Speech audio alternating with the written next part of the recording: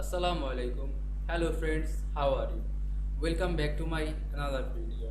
In this video, I am going to show you how to change color of picture to black and white in Microsoft PowerPoint. Let's get started.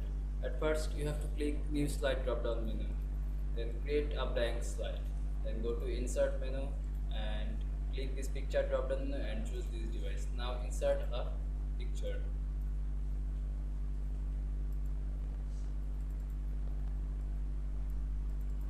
Now select this picture and go to picture format. Then click color drop down menu.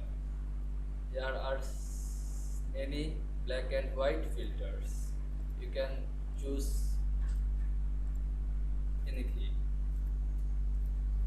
You can see I change color picture to black and white very easily. I hope you enjoyed my video.